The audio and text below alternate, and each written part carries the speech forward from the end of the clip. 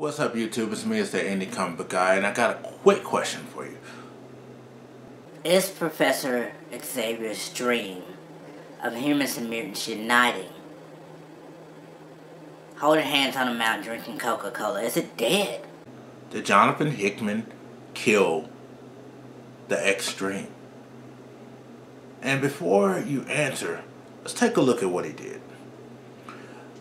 Before Johnathan Hickman, the X-Men have gone through, I'd say, a good 10-15 year rough patch of bad stories. Bad stories, weird stories. Remember Grant Morrison, he took a shot at it. It became the all-new white man. And some people love Grant Morrison's run on the X-Men, but it wasn't the X-Men. Let's be honest. It wasn't the X-Men. In name only, but he was doing his own thing. Same way he did his own thing with Batman, but that's another story. Question is the dream dead? In the Johnathan Hickman era of the X-Men, is the dream dead? Because Johnathan Hickman said, you know what? Magneto's idea of mutants being separatists and just having their own little island, it's not a bad idea. Magneto's been trying to do this for years with Asteroid M and Genosha, but now that the X-Men are involved, now all of a sudden it's a good idea. But every time Magneto tried to do it on his own, the X-Men went and just blew his shit up, called it a day. So, now you have mutants. Good, bad, in between, all on one little island. Now they got Mars too, some of them in space, floating around on the fourth rock from the sun. More separated from human society than ever. Dream hasn't even been mentioned in at least 2 years now.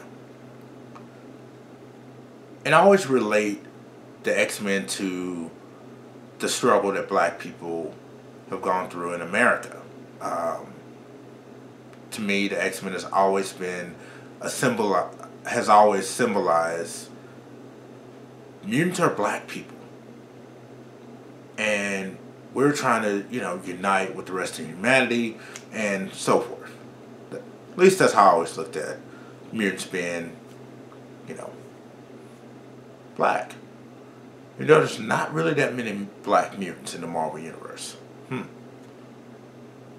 So much for that. Anyway, I want to know what you think. Is separating yourself from a society that so-called fears and hates you, what is that going to do? How is the rest of the world, the rest of society really going to look at you? Are they going to fear and hate you more because now they're wondering, what are you doing on that little island by yourself?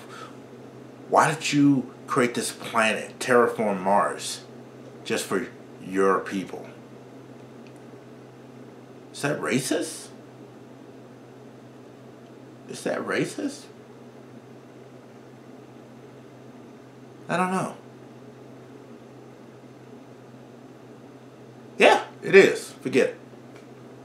Have the X-Men become fascist racists under the Hickman pen?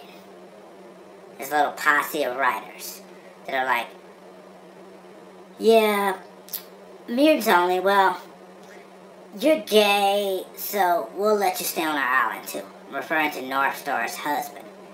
He's gay and black. So they're like, yeah, we'll let you stay on the island, but Franklin Richards, we thought you were a mutant, but you're not, so you're icky, go away. I don't get it. I don't get it. I don't get it. What has changed to make the dream go from unity to seclusion, isolation, separatists? Even Professor X is, he used to refer to mutants as humans, and nah, that's gone. It's mutants and humans. Separate. Mutants are superior, by the way. We can resurrect ourselves at any minute you kill us. They haven't told the story to let us know what has made Professor X lose faith in humanity. Lose faith that mutants and humans can't get along. Yeah, I know the Mara McTaggart whole 10 lives thing, and it's like mutants always lose, mutants always lose. Professor X has seen enough futures to know the future is not set in stone. It's not. But these stories that are being told now with the Quiet Council and Mr. Sinister and Professor X and Mystique and all of it's still just very mutant centered. And if I was S.H.I.E.L.D. or Fantastic Four, the Avengers, I was like, wait a minute, they're building a powerhouse over there, a power cage. We need to stop this. We need to stop this. And so far, there's nobody popping up to stop them. Of course, you got a few random villains who we'll never see after this run. Remember when villains mattered? And a new writer would take over X-Men. They would have a Magneto story. They would have a Savage Land story. They would bring back Mr. Sinister, Apocalypse, whatever. You knew what you were getting each time a new creative team comes on board. Now, can anybody name me any Hickman era villains that you expect to see in the next 5 years? I'll wait.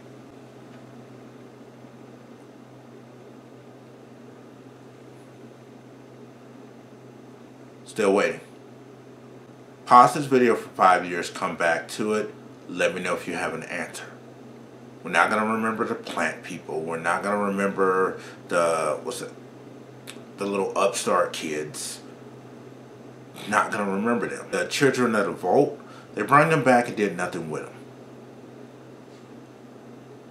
All of these Hickman era villains are forgettable.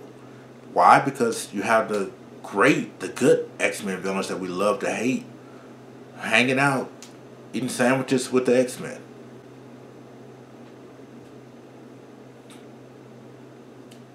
Unless they were prepared to really tell some awesome stories, they failed in that regard, from a villain standpoint, from a story standpoint, and so forth. Is the dream dead between humans and mutants? And what do you think killed it? Please like, subscribe, all that good stuff. I'm the Indie Comic Book Guy. I'll see you in the next video.